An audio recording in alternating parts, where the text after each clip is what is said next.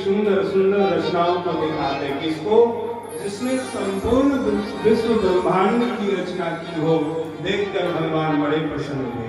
अब इतना सुंदर प्रसंग है, यहाँ पे अष्ट सखियों की चर्चा है। अष्ट सखियों का इतना सुंदर संवाद है, वह भी अपने महल के झरोखों से झांकती है भगवान को। भगवान ऊपर नहीं देखते। एक सखी कहती है, सखी जानती हूँ ये कौन है? बोले हाँ सखी जानती हूँ, ये चक्रवर्ती सम्राट महाराज दशरथ के पुत्र हैं। बोले हाँ। बोले यहाँ क्यों आए?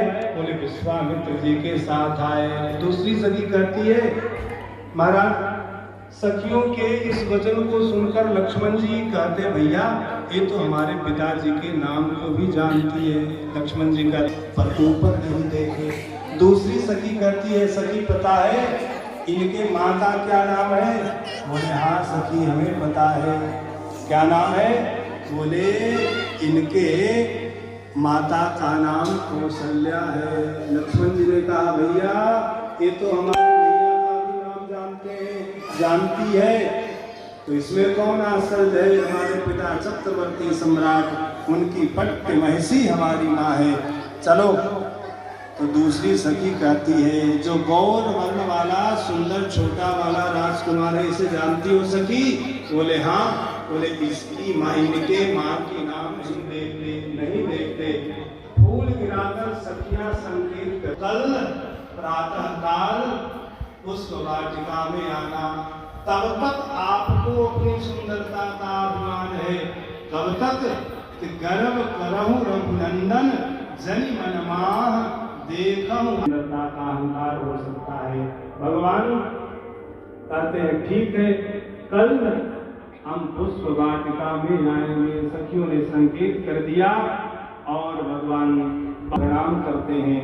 प्रातः काल होता है और गुरुदेव से आज्ञा लेकर के भगवान कहा जाते हैं। राम की अनुपम सुंदरता को श्री जानकी जी देखती हैं। राम देखे सिया और सिया राम को, दोनों अखियां लड़ी की लड़ी रह गई। महाराज जाती हैं जानकी जी, बार बार इच्छा नहीं होती, पर माता भय हुआ, जाकर गिरजा पूजन करती है और गिरजा जी इनके मनोरथ को जान जाती है और कहा, हे गिरजे मैं आपसे वरदान मांगती हूँ। गिरजा जी ने कहा, मैं तुम्हें वरदान देती हूँ, मन जा हिराजो विनय शोभर सहज सुंदर सावरो। आशीर्वाद देकर गिरजा अपनी माँ के पास जाती है। श्री राम जी अपने गुरुदेव के पास आते हैं, गुरुदेव के चरणों में प्रणाम किया। गुरुदेव ने भी श्री राम और लक्ष्मण को आशीर्वाद दिया, सुफल मनोरथ हो तुम्हारे, राम लखन सुनि भय सुहारे। तुम दोनों के मनोरथ पूर्ण हो। राम जी सीता जी को तो देखे ही, साथ में लक्ष्मण जी ने भी श्री सीता जी की छोटी बहन जिनका नाम उर्मिला था, उन्होंने भी उनको देखा। गुरुदेव से सारी बात बता देते राम जी, बड़े सरल है ना, कपट भाव नहीं है, सब कुछ बता करके गुरुदेव जान गए, आशीर्वाद दिया। प्रातः काल संध्या वंदन करके गुरुदेव के पास महाराज जनक आते हैं और आकर के कहा, गुरुदेव चलिए चल के रंग भूमि का दर्शन करें। और महाराज रंग भूमि का दर्शन करने के लिए श्री राम और लक्ष्मण आए तो संपूर्ण जनकपुर वासी, मिथिलापुर वासी उस सभा में आ गए। महाराज जनक ने सबको बैठाया और महाराज ने धनुष की कथा, जनक की प्रतिज्ञा को आपको सुनाने जा रहे हैं। हे राजाओं, आप ध्यान पूर्वक सुनो। राजा सावधान हो गए, कहा ठीक है सुनाओ। वह बंदीगण सेवक कहते हैं कि इस धनुष को जो भी उठाएगा, महाराज जनक बिना सोचे अपनी पुत्री का विवाह करने का। अपने सखियों के सहित छोटी सी 5 वर्ष की जानकी थी, देखा धनुष के नीचे बड़ा गंदा पड़ा हुआ, तो बाएं हाथ से उठाकर सखियों से कहा इस धनुष के नीचे की गंदगी को साफ करो। इतने में महारानी सुनैना आ गई, देखा कि संपूर्ण विराट के बड़े बड़े वीर योद्धा जिस धनुष को उठा न सके, उस धनुष को हमारी पुत्री ने खेल खेल में बाएं हाथ से उठा लिया। महाराज विराट के बड़े बड़े 5000 योद्धा उस धनुष को लोहे के पहिए के ऊपर रखे थे। इतना विशाल और इतना वजनदार वह धनुष था। महाराज जनक को चिंता हुई, रात्रि में शिव जी स्वप्न में आए और कहा राजन तुम्हें चिंता करने की जरूरत नहीं है, यह तुम्हारी पुत्री अयोनिजा है, यह परब्रह्म परमात्मा की पट्ट महिषी है, तो महाराज मैं इसका विवाह किससे करूंगा। तब भगवान शिव कहते हैं कि उस समय के सबसे बड़े इस पृथ्वी पर ज्ञाता विश्वामित्र जी थे, तुम उन्हें बुलाओ और जो इस धनुष के ऊपर प्रत्यंचा चढ़ा देगा वही परब्रह्म परमात्मा होगा, इसकी तुम्हें जानकारी प्राप्त हो जाएगी। महाराज ध्यान पूर्वक आप सब सुनो, सोई पुरारी को दंड कठोरा, राज समाज आज जोई तोरा, जो भी इस धनुष को इस सभा में तोड़ेगा बिना विचार किए श्री किशोरी जी का नाता उससे जुड़ेगा। अब तो इतना सुनना था महाराज, राजा महाराजा जितने थे परिकर बांध उठे अकुलाई, चले इष्ट देवन सिर नाई। सब राजा उठ गए कि पहले हम इस धनुष को टूटा। तब 10,000 राजाओं ने एक साथ विचार किया कि 10,000 की सम्मिलित शक्ति लगा करके हम करके आए पर वह धनुष नहीं उठा। 10,000 राजा एक साथ लग गए। फिर भी गोस्वामी पाठ करते हैं कि दिल भर भूमि न सदै चढ़ाई। अरे धनुष उठाकर उस पर प्रत्यंचा चढ़ाना तो दूर की बात है, उस पे उसको दिल भर भूमि भी नहीं छुड़ा पाए। महाराज जनक को बड़ा रोष हुआ और रोष में बोलने लग जाते हैं, वीर विहीन मही में जानी। हे राजाओं, आप सब राम जी के चलने की सखियां देखती है, राम जी कैसे चल रहे हैं। सखियां कहती क्या अजब चाल अलवेले का, गजराज रहे मचते मचते। भगवान जब चलते हैं तो इनके चलते हुए चाल को देखकर मतवाला हाथी भी संकुचित हो जाता है। भगवान चले, भगवान श्री राम ने अत्यंत शीघ्रतापूर्वक धनुष को उठाया और एक चढ़ावा भगवान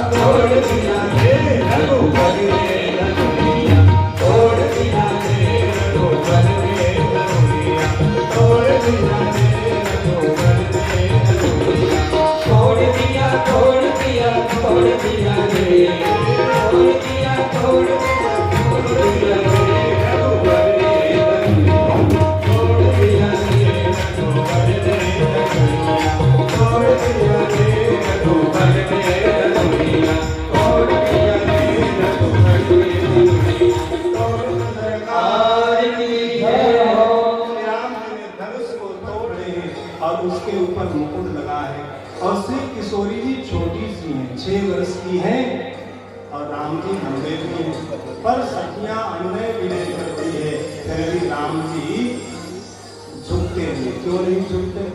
बोले एक बार झुकना था सो तो झुक गया, लगातार करते भैया ससुराल में बार बार झुकना ठीक नहीं होता, इसलिए आपको झुकना नहीं है। सखियां प्रार्थना, राघव जी भले ही आपने धनुष को तोड़ दिया, आप वीर हैं, क्षत्रिय हैं, रघुवंशी हैं, पर तब तक आपको विश्व विजय का खिताब प्राप्त नहीं होगा जब तक आपके गले में श्री जानकी की जयमाला नहीं जा करती। इसलिए राघव आप कहीं झुक जाओ, इसी समय श्री जानकी जी के श्री जानकी जी राम के गले में बरमाला डाल देती है। बोले सीता रामचंद्र भगवान की जय। गावे छवि अवलोक की सहेली सिए जयमाल राम मेरे रघुवर उर जयमाल। देव देव वर्षै सुमन सकुचे सकल भुवन, सकुचे सकल भुवन जब बिलो की रवि कुमुदगन। प्रतिज्ञा के अनुसार टूटत ही धन भयो विवाहु। विवाह इधर भी चाल उधर भी चाल, तो दोनों आचार्यों ने सर्वसम्मति से निर्णय कर दिया कि अब तो एक ही मंडप में एक ही साथ चारों कुमारों का विवाह होगा। चारों को दूल्हे में सजाया गया है और चारों के मस्तक के ऊपर मोर रखे गए हैं। उधर चारों पुत्रियों को दुल्हन की तरह सजाया गया है और मंडप में लाया गया है और पानी ग्रहण संस्कार होता है। महाराज जनक अपनी ज्येष्ठ पुत्री श्री जानकी के हाथ को श्री राम के हाथ में समस्थापी से गठबंधन होता है। 7 प्रदक्षिणा, 3 पहले स्त्रियां करती है और 4 बाद में आगे आगे पुरुष प्रदक्षिणा करते। 7 प्रदक्षिणा हुई। उसके बाद सिंदूर रस्म का भी होता है। विवाह में हमारे वैदिक सनातन धर्म में विवाह तब तक पूर्ण नहीं माना जाता। ये सुहाग का प्रतीक है सिंदूर। तो राम जी ने श्री जानकी जी के वस्त्र में सिंदूर दान किया है और अब तो विवाह संपन्न हुआ। अपने पिता महाराज दशरथ के चरणों में जाकर चारों पुत्र और चारों पुत्र वधु प्रणाम करते हैं।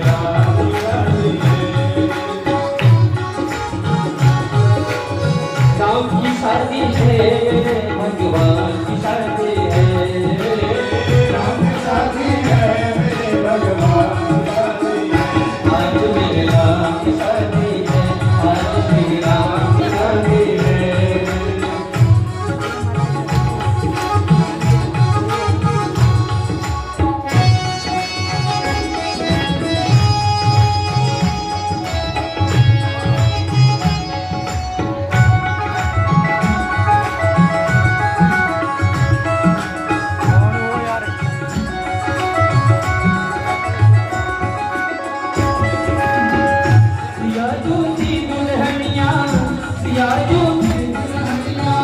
सजन में सी साजनिया,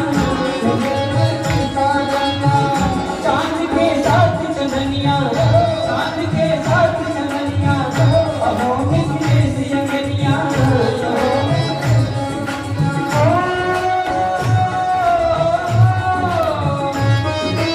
आखिरी बड़ी रघुवंशी संतान की शादी है, आज मेरे राम की शादी है, आज मेरे राम की शादी है।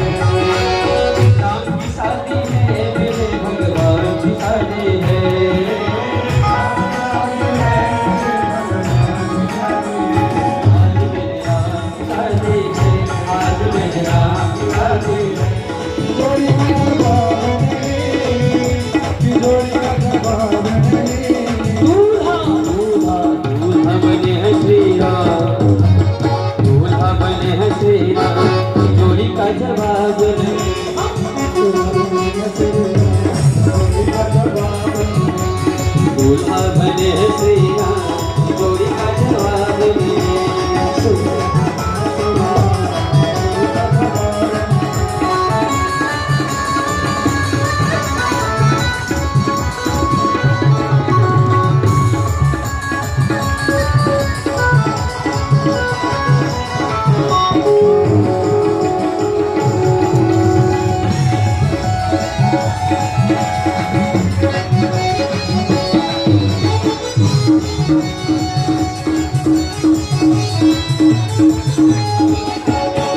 सारी नगर में धूम मची है, नगर में धूम मची है, सारी नगर में धूम मची है, नगर में धूम मची है, मिथिला नगरिया खूब सजी है, नगरिया खूब सजी है, मिथिला नगरिया खूब सजी है, नगरिया खूब सजी है, दूल्हा बने हैं श्री राम, दूल्हा बने हैं श्री राम, जोड़ी का जवाब नहीं, हमारे श्री राम उनका जवाब नहीं।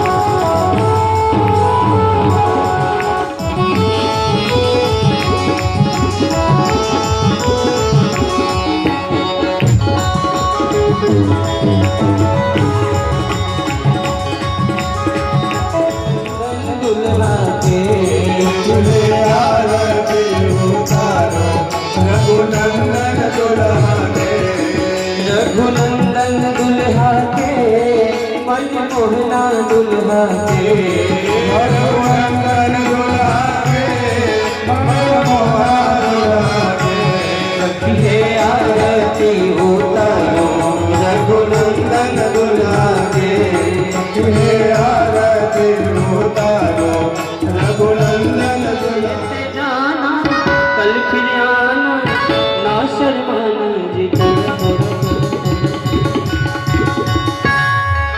लेते जाना रे हरि का नाम थोड़ा थोड़ा।